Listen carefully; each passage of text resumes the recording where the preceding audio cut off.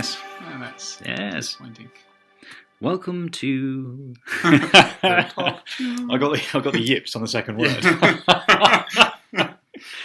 Welcome to Top Tube, a cycling podcast reveling in the joy of amateur riding, with a musette full of opinion on the pro peloton. With me, as ever, this week the D- to my Lawrence de Plus, David Quainton.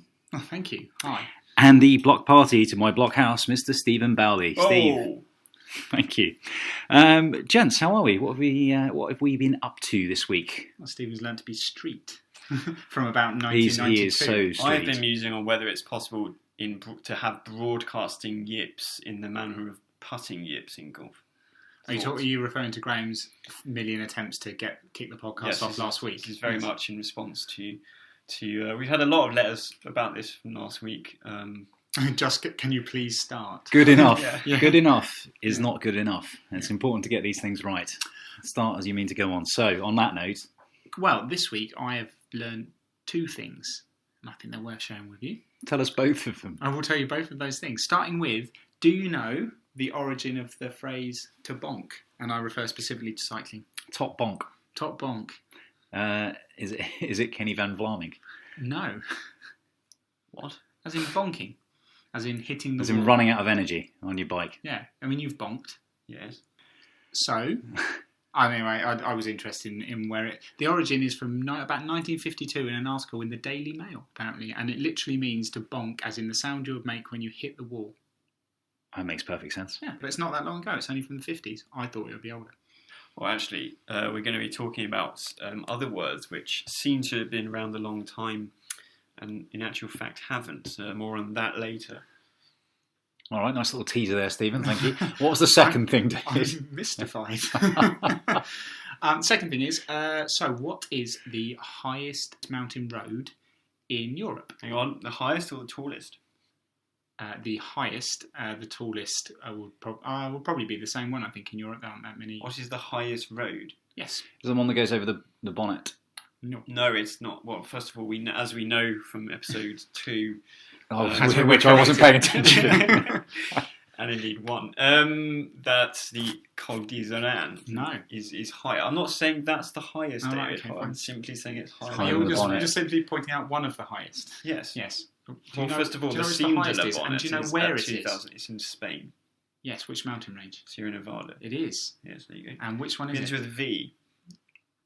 It does. Keep going. I don't know anymore. I've forgotten it. I've ridden it though. I was 19 and was there with a cycling club I was with at the time, and I didn't really know where I was, what I was doing. All I knew was that I was beating everyone else, and then I crashed over some guardrails on the way down because it was very misty. Did you go all the way to the top? So it goes up to 3,000. It's the Pico di Valletta. Yes, Valletta. Yes, Yeah. that's the one. Yes. Did you make it all the way to the top? Because the road becomes a bit rough and I not honestly great. can't remember. And it goes up to It was a long time ago. 3,300 metres. We just featured it today on our Instagram page, so you can check So it out you there. pay attention to your own Yeah. Instagram page. Well, no, that's why I put it on there. Right. Excellent. So we are going to plug our Instagram page every week. Then. I think that's important. David, Yeah. Right, okay. what's the handle? At Top Tube Podcast At Top Tube Podcast. on some Instagram and Twitter and Facebook. Give us a follow. Come and get involved. As many people have been. Thank you very much for everyone that is. But yes, the Pico di Valletta, I think we should go there. I think we should go there in September for the Vuelta. I'm in. For the what? For the Vuelta. The Vuelta. Why do you keep saying that? The Vuelta. We should go there for What that is race. wrong with you? We should go there for the third Grand Tour. Good, of we the got season. through the first 5 minutes without picking out anybody on their pronunciation. Stephen, what have you been doing this week? Well, that's a very good question. I went for a morning walk, and while walking, I talked with some strangers in order to improve my Italian. I didn't see that one coming. Have Good. you just looked Let's probably witty just banter on your phone? probably That's just what you leave came up with. probably just leave that one there. David, ask me what I've been doing this week. What have you been doing this week, Graham? I have been house hunting. Did you take your musket? No, I didn't. No hunting jokes apply to my house hunting. I've been looking for a new place to live, which will hopefully be close to Richmond Park, and I've been doing some more slow running, which arguably walking, but Is that it's so you getting can it's just- getting faster. It's because you just like living with a burden of guilt in the mornings when you're like, shall I go to the park? This is why I moved here. And then you're like, I Yeah, think proximity to the park will encourage Okay. all sorts of outdoor activity. Do you think you'll end up going past the Tesco confectionery aisle on the way? Never knowingly turned that little. Oh, there's an ice cream van at Richmond Gate as well, isn't there? Yeah. So any options for snacks, as well we know, Obviously, there's those two ice lolly stalls. I'll be signing up for. Bit of news then, chaps. Bit of news. What have we been watching? Unfortunately, other than racing, been watching some stories about bad things. Should we start with the bad things? Should we start with the doping? Finish on a high, so to speak. Well, we'll start on a high, yeah. So, blood doping. The Austrian Nordic skier Max Hawker seems to have kicked off quite the run of extraordinary confessions. Well, obviously we've had two cyclists, Austrian cyclists, implicated as well. So that's George Pedler. Priedler. Sorry, I can't read my own writing. And for goodness sake, Better if he was named George Pedler. Yeah, no. George Priedler, yes. Yeah, thank you, Stephen. And Stefan Denefil. The interesting thing about Priedler is he was a domestique for Thibaut Pinot, so actually would have had a job to play this year. Pinot reacted by saying that he feels like he's lost a friend. He cried when he heard the news. It's created a bit of reaction in the peloton, really. So Marcel Kittel wrote on his blog that young riders should get more help so that they don't turn down this route. And so they don't take a turning down this route, absolutely. As opposed to turn down this route, which we actively want them to do. And, indeed.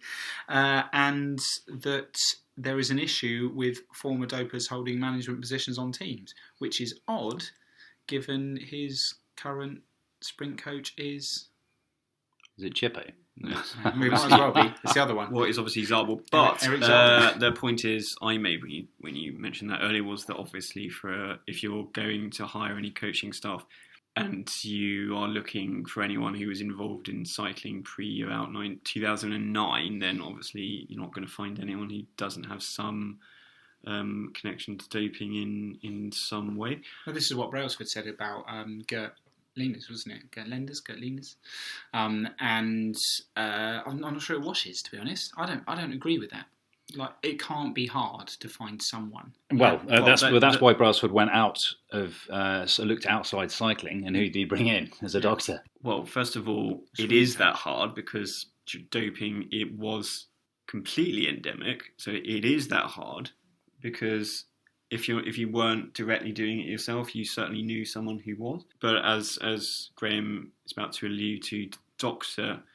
Richard Freeman, or are you not? Oh no, that's exactly who I was about to allude to. So he was obviously not obviously, but he was at Bolton Wanderers previously, while Sam Allardyce was manager, and in a period where Bolton became famous for turning round the careers of players who were deep into their 30s and seemingly well past it, went to Bolton and had this miraculous rejuvenation. So we need to be a little bit careful here. But if I may ask you, what's the difference between football and athletics and tennis and rugby union, and on the other hand, cycling?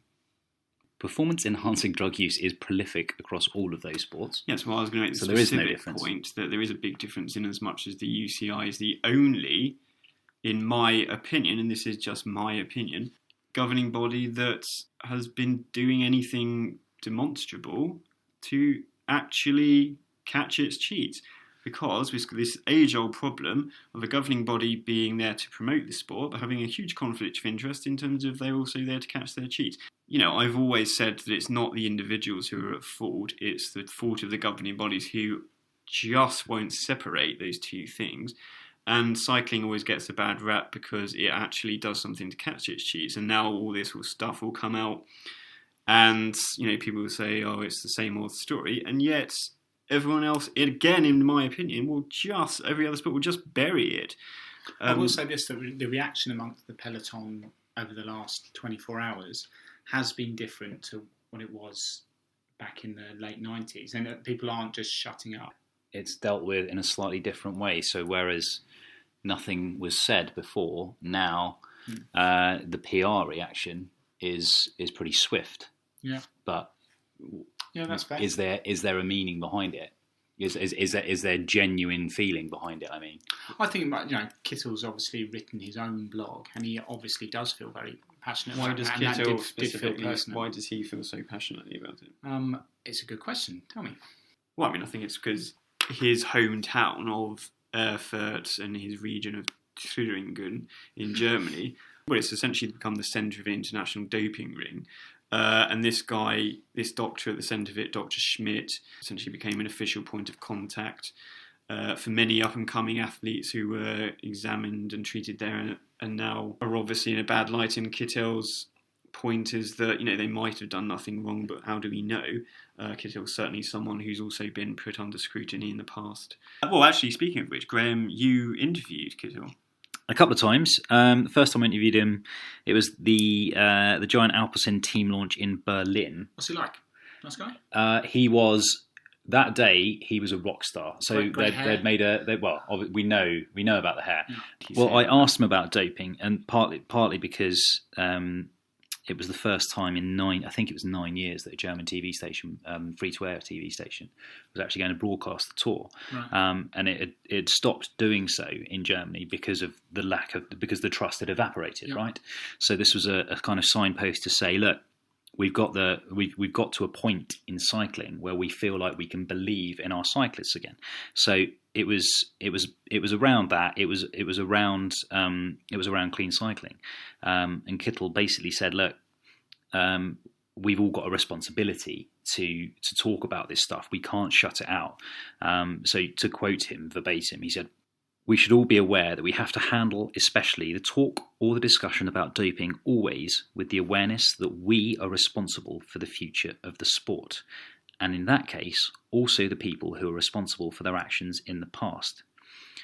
They should also react credibly when there are questions coming. So it's not an option to say, no, I refuse to answer any questions about this. I believe it is important to say what you think, and also to use that position that I have now to speak about things that maybe go wrong, or where you sometimes need a discussion. It would be wrong not to do it." And fair play to him, because 4 years later, slightly more than 4 years later, he's actually followed through on that and been the most high-profile person to come out and discuss openly on his social media. Into that by the fact that proximity geographically and in terms of his own history, but that doesn't mean anything. The fact is, he didn't have to say that. He could have shut up. Yeah, I don't think he's been forced into it. He should be commended for coming out at all. I've seen enough of his sort of what goes on around his team. He is a huge star, but I also get the impression from seeing him on TV and the way he is with people that he's been brought up, much in the way Andre Greipel actually has, in a very well-supported, loving family, and he's been taught respect and really solid values. And I think that comes across. And so, yes, it is a matter of opinion, but I also do think that he probably is on the level. So, but ultimately, it's that question of who can we really trust? For me, at least, I believe the UCI is trying to do something about it, and that's all you can ask at this point. It's probably important to say as well, actually, Kittle's star power at that particular point was pretty much as high as ever, whereas now he's probably a few rungs down, having had a couple of, certainly by his standards, not as impressive seasons. No, he's just not been able to finish hard races. One more point that you raised there, actually, about German TV abandoning cycling after Jan Ullrich retired in disgrace. So it was German public broadcaster ARD was going to, in 2015, or did in 2015, show live coverage of the Tour for the first time since 2011. So there was a 4-year gap, basically. Well, it goes to show that there is that willingness on the part of sort of institutions to actually stand up and say, no, we're not going to tolerate this, just as the government in France has done, and lots of French institutions. And, in part that goes to show that explains their lack of success. They haven't won the Tour de France since 1985. However, the fact that that's one of the only countries in the world which actually makes doping or sporting fraud a criminal offence really goes to show, they're leading the world, and I think Germany is too, showing that moral responsibility and, you know, an good old-fashioned backbone that we're not seeing in many areas in either sport or politics around the world at the moment. And frankly, all those people who are doing that, I wholeheartedly applaud them. Shall we talk about some racing? Please. Yeah, let's start with the UAE Tour, the first kind of big race of the year. We mentioned it last week. Won by, who wants to say his name first? Primoz Roglic. What a joy. He's great though, isn't he? I'm a big fan. Particularly for the last stage. So Roglic not only won it overall comfortably with a 30-second margin, he also the joy of the slow motion sprint, the sprint up a mountain. It looked for all the world like Tom Dumoulin had timed it right, and with about 3 yards left to go, it seemed, Roglic overtook him to take the stage win. Dumoulin number 2 on the stage. But as you say, David, a star-packed GC, which is it bodes well, I think, for an exciting season. As ever, talking of old riders, who was second on GC? The 426-year-old Alejandro. He's actually just had a birthday. It's 427 as of last week. Happy birthday, Alejandro. I'm just the only person older than David Rebellin still riding a bike. Yeah. The other interesting thing from that race, obviously, was we've spoken, and Graham, you made the bold prediction that Viviani would be the fastest sprinter this year. In the 4 sprints that happened across the course of the UAE Tour, 4 different sprinters won. What do we think this says? That it's going to be closer than we expected, or do we still expect Viviani and maybe Groenewegen to... Well, I'm going to hold my hands up. I'm partisan. What was Cavendish doing? Mark Cavendish didn't contest any sprint in a fashion that you could call contesting a sprint, and didn't have a top 10 finish. On the final stage, he was following... Oh, he still doesn't have the legs. No, he was on the final stage. He was following Viviani until a few hundred metres out, and then couldn't continue following him as it looked. Who knows? He hasn't said anything about it. However, all is not lost. It's still really early in the season. He just doesn't have the races in his legs yet, but I still am convinced that, as Cavendish has said in recent interviews, you just don't lose that talent. As he's also made the point quite forcefully, it's only been the end of 2016. He was, should have won the World Championship and was sort of lost out to Sagan, not for speed, just but for sort of tactical reasons. So in a couple of years, I don't believe any more than I'm sure Cavendish does that he will loses that ability, and I still believe genuinely that he'll win at least one stage in this year's tour. Cool. Let's all hope that happens. I know we're all fans around this table of the work of Mark Cavendish. So then we've got, very excitingly, the first classic of the season, Omloop, won by Stephen. Not won by Stephen. He wasn't taking part in it. But who won it, Stephen? Yes, what a shame. I couldn't be there to trounce all comers. Yes, it was won by Stibar. Yeah, I didn't want to say it because I'd get it wrong, and then you'd have to correct me. Well, I think I said Stibar last week. Thankfully, well done. Recognising your limitations. Stibar, was it won by Stibar or was it won by De Koenig?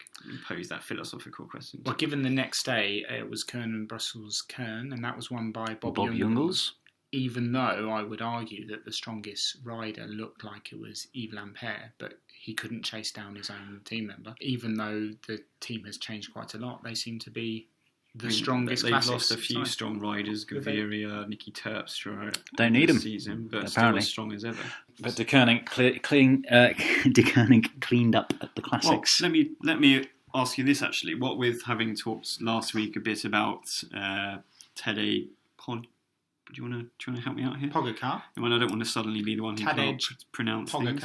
As well as obviously Evenepoel we've talked about, and quite a few other up and comers. We seem to have lost sight somewhat of last season's big talking point, who is Wout van Aert, and that brings us on neatly, I feel, to this week's major race.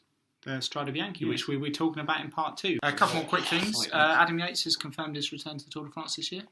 Good news, exciting news. Do you think he's got a chance? Yeah, he's definitely going to win it. Yeah. Another British rider.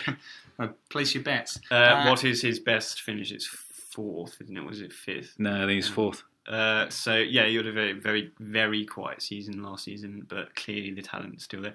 In some of their trainers and mentors, the Yates brothers, in years gone past have commented that when one of them does really well and seems to push the boundaries of achievement further out, the other will immediately respond and So for that reason, it's his year, basically. well, yes, let's hope.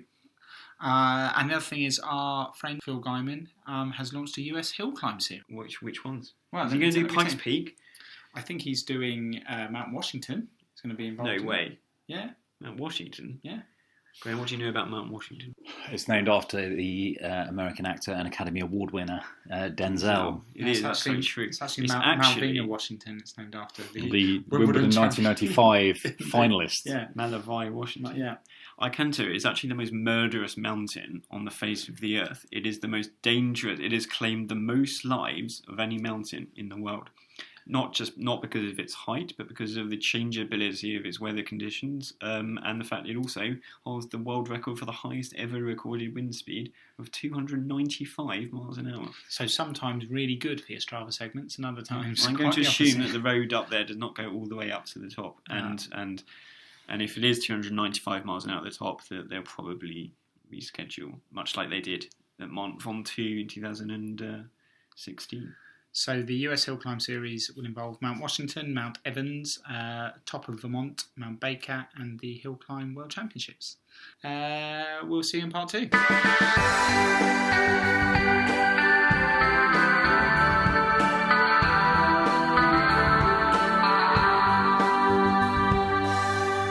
Welcome to part 2. We're going to talk about the Strade Bianche, which is possibly the best looking one-day race of the year. Would we say that? Were you looking forward to a wet or a dry Strade Bianche, Graham? There's only one answer to that, isn't there?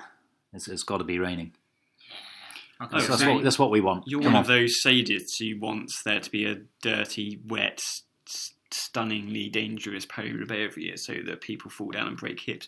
If there's not half a dozen hip breaks, you're not satisfied, isn't that right? No, it's a dozen. Yes, at least. The great Armstrong quote, wasn't there? Whenever he's on the start line and it's falling down with rain, he'd basically turn to his nearest teammate and go, "Hey, look behind you. Look at these guys. Half of these guys just quit the race." But it's for the rain is for the real kind of the hard men of the sport to come out, and that's why you want to see it. I'm going to suggest that it's gladiatorial. It adds to that gladiatorial aspect of it. Would you characterise Romain Bardet as one of the hard men of the sport? Because it's clearly gladiatorial. Yes, I would. He's got you there. Well, actually, he's Romain. But on last year's evidence, then Romain Bardet. Actually, a very surprising performance. The only more surprising performance of that of Wout van Aert, who put out 363 watts for 5 hours to come third, and famously was so exhausted at the top of the final climb into the Piazza del Campo that he fell off his bike, and then. It was quite remarkable to watch, wasn't it? Strade Bianche has very quickly become, I think, everyone's second favourite or even favourite classic. It's not been going that long, has it, Stephen? Well, actually, it's been going for a while under the name El Heroica and was rebadged in 2007. It's become haute category, but it was always an important race in terms of the pure prestige of it. It's not a new race; it's just been renamed and anyway. Point being, because of its beauty, and I am one of those people who think that whether dry or wet, I love to see the chalk being thrown up in the dry, in the sun, and I don't think I'm just going to press on with my Werther's originals in my jacket pocket. That is what you can. Any race can be muddy, but only Strade Bianche can have that kind of aesthetic, and I want that to bring out the real beauty of that Tuscan landscape. However. For me, whether it's wet or dry, the cream always rises to the crop, and you're always going to have the the cream same. always rises to the crop. It's famous for that. The cream always rises to the crop. Yes. No, you tit! It's the top. Whether it rises to the crop or the top, it's going to be the same names. It's going to be Kwiatkowski. It's going to be Sagan. Van Avermaet. Nibali. perhaps he's going to have a crack at it this year, as is Thomas. But it is a hard man's race, but it's a great race. And the reason it's brilliant is because it always throws up a really exciting race. I refer you to 2016 when Gianluca Brambilla was in a one-man break for forever. It was really, many a kilometre, and was only just overhauled out of sheer exhaustion at the top of the final climb, and put up very little defence once he was overhauled, only for Cancellara then to take his third win. Because of that, everyone looks forward to that last climb, but also, the whole day with everyone dealing with the gravel and it's a very attritional race. It's just a fantastic race. And the question has been asked, why doesn't it become the 6th monument? Now, what are the other 5 currently? Well, the 5 monuments, well, quickly, obviously, Milan-San Remo, Tour of Flanders, Paris-Roubaix, Liège-Bastogne-Liège, La Doyenne, the oldest classic, and then in the autumn, Il Lombardia. David's just shown me the Wikipedia page for Il Lombardia, as if I needed to be told. Graham, you did the Sportive. The Sportive, yeah. Finished with 15 minutes in the can as well. Don't worry about it. Well, it must be nice for you. Well, unusual experience to finish a Sportive, yeah. The Race of the Falling Leaves, the Tour of Lombardy, now Il Lombardia. However, the word monument is actually it suggests from its tone that it's actually quite an old word, but it's only come into use in the last sort of 5 to 10 years. Whereas when in the late 90s, when I started getting into cycling, the main one-day races were characterised by being part of the World Cup as it was then. So in that respect, which of you remembers the Hugh Cy Classics race or the GP Zurich? I hope that silence indicates no recognition. You'd do better asking Nairo Quintana about Indeed, that. and yet those races had the same status in terms of points, at least, as the Tour of Flanders, and that's very much not continue to be the case. So some people will push for the Strade Bianche to become the 6th monument. And why? What is the main reason, chaps, that's the main counterpoint to that? I know one of them. Yes. It's very short. Yes. It's only 184 kilometres long, which for a monument is short. Although, given how exhausted everyone is at the end, perhaps the reverse should be true in that that races don't have to be that long, because if Strade Bianche proves one thing, it's that a short race can still be very exhausting and provide exciting. So you're suggesting that we should reduce Milan-San Remo from 295 down to something less Herculean? Because that is a sprinter's race and it requires it's not as hard a course. So it's longer. That's one argument. So I'd venture another. Go for it. Well, cycling is a traditional sport and hangs on to its traditions like few others. Oh, he's nailed it. And that, in short, it hasn't been around long enough, and you cannot have an instant classic. Well, and also because, and I thought he was going to get this, there's only a handful of riders who've won all 5 monuments. Point being, if there are now 6 monuments, it's a bit like introducing a 5th Grand Slam. Roger Federer, who's won, not 20 now? Is suddenly that's going to be invalidated because now there's 5 opportunities to win a Grand Slam as opposed to 4. So that's a strong argument against it. Either way, it's a fantastic race, and it's one that signals for many people, if Het Nieuwsblad doesn't, that nowadays the season has really begun. And I encourage everyone to watch it. And for those people who haven't watched it before or haven't got into cycling races very much before, it's a brilliant one to start with. Genuinely, you'll really enjoy it. So everyone, outside the day. I think, in short, the reason it is so popular, certainly around this table, is because we're expecting fireworks. Right, we're talking gravel sectors, we're talking dirt roads, and we're talking some of the biggest and best one-day riders in the peloton. So we mentioned a few there. A couple more worth mentioning. Geraint Thomas, do we back him? I'd be brilliant to see if he won. I don't think he's going to have the condition. Very exciting. It'd be ace, wouldn't it? But he's not going to have. He's not going to win. As everyone knows, he took a substantial amount of time to celebrate his Tour victory last year, and I'm not sure what his condition is, but he has to start back somehow. So let's see. And Julian Alaphilippe. I don't think we mentioned him either, and I would expect him a real kind of spirit of adventure rider. I would expect him to be up there Who else from particularly. Deceuninck? So Lampere will be there, I presume. Yeah, Stibar, Seri, Vakoc, and Devenins, and Capecci.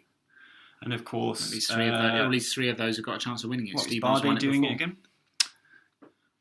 He said last year he'd like to come back. Bardet is not currently among the starters, although they've not yet been. Bardet, for me, confirmed. redefined what it takes to do well in that race last year. No one expected that, and everyone gave the plaudits to Van Aert, and rightly so. But Bardet's race out there with Van Aert's for a long time as a duo. He's not the type of big, powerful rider you expect to sort of hold that source of effort, and to stay right up there and come second was an astonishing performance, and it kind of redefined for me what Bardet is capable of, and it won him a lot of new fans. Does it mean that? Do you think it'll attract it because Mollema's riding it this year as well? I mean, Mollema is. I'm gonna note, with apologies to Bauker, he's a bit of a spent force. He was a good GC rider in tours, but I don't know, he's getting on a bit these days. I'd be very surprised if he didn't. Søren Kragh Andersen and Sam Oomen at Sunweb. A chance for either of those, do you think? Kragh Andersen's another up-and-comer, isn't he? 2024? Yeah. It's a flat no from me. I think it takes a little bit more experience to be able to come anywhere near the top. Someone who's just having one of his first major road races and has come from cyclocross probably has no chance to do that. I think the cyclocross will give him a chance, but he's not going to be anywhere near the top 10. So the person who... Socks. What are we having a sock bet about? Whether Søren Kragh Andersen comes in the top 10? Yes. No, I'm not having a sock bet. I mean, made of socks. Gianni Moscon. You seem to be bigging him up. Moscon, so he's the other Sky rider named, is he? Yeah. There's just the two of them. Well, yeah, he's probably got as good a chance as G. Is he going to be their main man for the day? Or one of the two is, you'd imagine, right? It's not. I suspect it's not going to be Thomas. So okay then. Let's cards on the table. And we've been doing some race predictions on our Twitter channel, and we'll do it for this one too. Who do you think, if you had to put your money down, who's going to win? Why haven't we mentioned Sagan? Is it because he's not on the always start there list. and thereabout? He's not on the start list. He's not. You're kidding. kidding. Sagan is likely to be at the time of going to podcast press. Sagan is not on the start list. He's always there or thereabouts, as he is in every race. But for example, in 2016, when he came closest to winning, he just didn't have the legs on the final climb. Do we think the profile of this race means it's actually easier to mark him? I think it's because, again, he's forced to do so much of the work, but by the time he comes down to finale, he's just burned his match. Even though it's short, it's so hard to do all of the work on that terrain. Well, it's incredibly open. I mean, obviously, it could be Benut again, last year's winner. So it's really open. Could be Kwiatkowski again. Who knows? If you had £10, Stephen, what would you? Which rider would you put it on? I would put money on just really, really enjoying the race. Okay. Who's going to win it, though? I'll play. Yeah. Well, you ever think about it, Stephen? Go ahead. For me, I mean, there are so many to choose, but Van Avermaet, I think will feature. I think Nibali will feature, and I think Alaphilippe. But if I had to back one, gun to my head, Alaphilippe. For two reasons. De Koninck's dominance already this early in the season, and I just think he's got the appetite for it. Well, I'm going to say Stibar then, just because he's got the form. Yeah, no, I would have said Alaphilippe. So a consensus. Yeah, I'm going to say Gianni Moscon. Okay, we'll be back very shortly.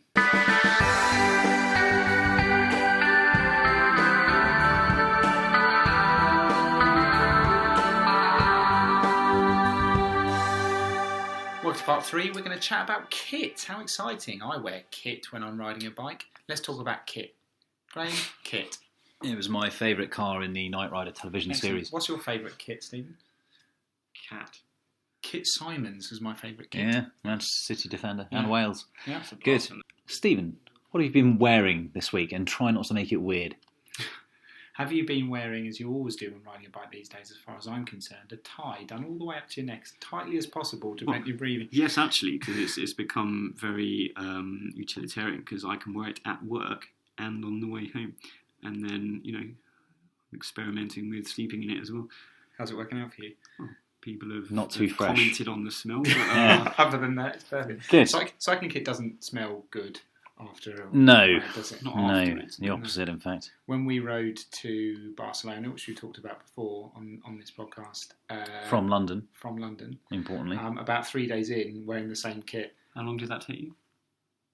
9 days. Yeah, 900. I was so I'd packed 8 t-shirts, I think, and I was Cotton t-shirts. Were they all cotton t-shirts? Correct. They were, yeah. Did you not know that when sweat? So I was wearing bib shorts.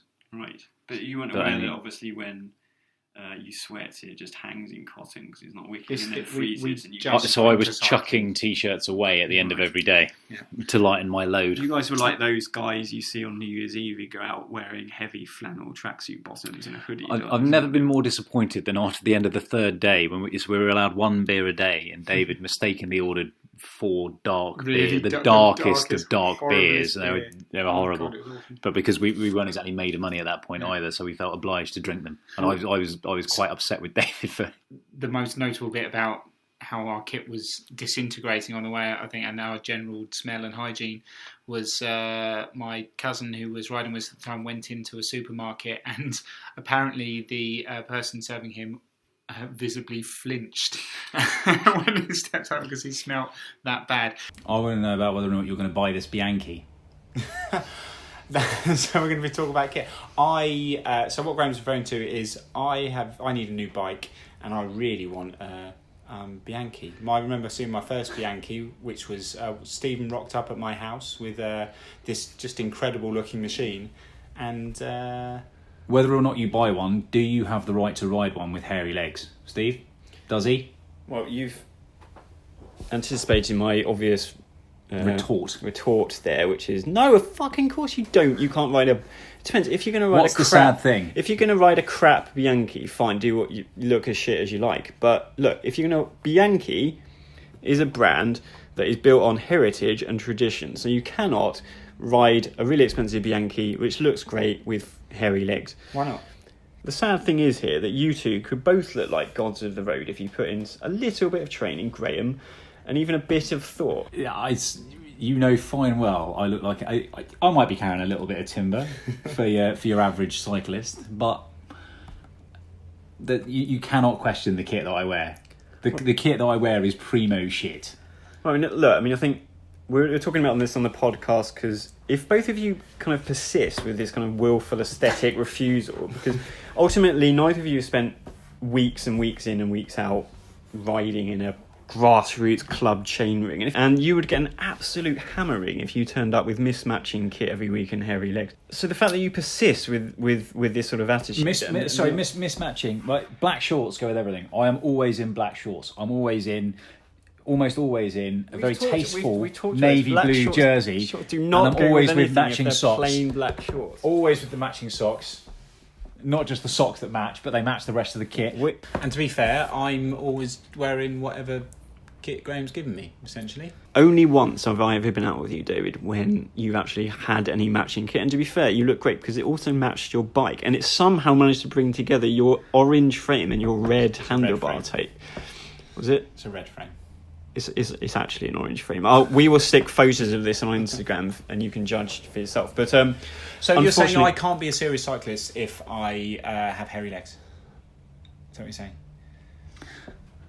well, vexed question. I think not. What's your problem with my kit? Well, look, black shorts on their own. They're not. We'll post some pictures of all the best stylists in cycling have some aesthetic touch on their plain black shorts, and frankly, Just not true. Simply not true. well, we're going to post some pictures online, and we're going to ask you to judge for yourself. But I asked Graham. Look, Graham has said he will not. Is this right, Graham? He will not ever shave your legs. Is that right? Fact. And I said he's accused me of it being something shameful, and I said, well, why don't you? I dare you, in You fact. should be shamed by it. Yeah, I dare you to ask a pro that question. I thought have that was asked a pro that question. It turns out he has asked a pro that question, Graham. Well, I asked Miller that question. You asked David Miller that question, and he said, He said he was shamed by it. I actually asked him to be fair, I asked him what is the most embarrassing thing that he has done as a professional cyclist, and he said, I would have quote, thought unquote, it would have been shaving my legs. I'm shamed by it. right. Okay, I too would be shamed by it. So what you're saying is David Miller, a top professional cyclist, is shamed by shaving his Wearer legs. of the yellow jersey, no less. World champion. Well, I mean, my so subsequently therefore it's stretch okay. short, but Would you say that it's okay for David Miller to ride a Bianchi? no, because in that interview. In that interview that Graham speaks of, David Miller was in fact pictured riding a bike with jeans on, which I think says it all. There are a few reasons given, aren't there, for not for shaving your legs and not leaving them hairy. Are any of them valid? No, I mean, ultimately, I think I'm just going to evidence this. People put forth, oh, well, it's easier to have massages, which is true, to be fair. It's easier to clean a wound, and so. Ultimately, it's just you look and feel like a cyclist, and I defy anyone to go pro and actually not shave their legs, unless, I know I can anticipate David's counterpoint here, unless you are Peter Sagan, and then only you can then do what you like. well, because he actually didn't, did he? He actually didn't shave his legs, and then Stephen Roche, winner of the Tour, Giro and World Championships in one season, 1987, came out and said that was disrespectful. So, lots of opinions from Roche. How can it be disrespectful to choose not to shave your legs? It's not disrespectful. It's not disrespectful. I think it's disrespectful ultimately to yourself to not shave your legs. You're embarrassing yourself by shaving your legs. I think you need to rock up on a race day with your own 10-pack of disposable razors and make yourself, bleed all over. Yeah, how that's sitting any more respectful sitting on than the, not shaving your the legs. edge of your car boot just for 10 So minutes before you take it to you're a real cyclist when you take a Bleeding for the rusty razor course. to your leg. with no gel. Yes, ultimately, look, those comments from David Miller slightly irked me in as much as he obviously has got a lot out of cycling, and it's for me, it's a core kind of precept of it's part of the heritage of the sport, and to sort of criticise that seems poor to me, but other people have their opinions. But all we can say for sure is that no one should ride a bike wearing jeans. I think Fair enough. I think we'll all agree with that. I think we can all agree on that. All right, so it appears to be running out of So Words. Right, so it appears to be running out of time now. We were going to talk about some of the issues surrounding the libel laws. Should we do that next week, chaps? Want to give it its due? I think we should. I think, to quote Lance Armstrong, actually, extraordinary accusations demand extraordinary proof. And if we're going to go anywhere near that, as we discussed with Marcel Kittel earlier, you need to be very careful about it. So we will return. Yeah, we want to give it its due. It's something close to my heart. So I think let's think about that properly and discuss fully next week. You always know when it's the end of the recording session when you can hear someone hoovering in the background. That's probably That's a the sign. dead It's giveaway. probably time to leave. I would say. Well, better that than heavy lorries going by as if you're recording in the middle of a roundabout. I would never allow that to happen. No, neither would you. No. Well, on that note, Thank you for joining us. It's goodbye from him. it's goodbye from him. And it's salut from me.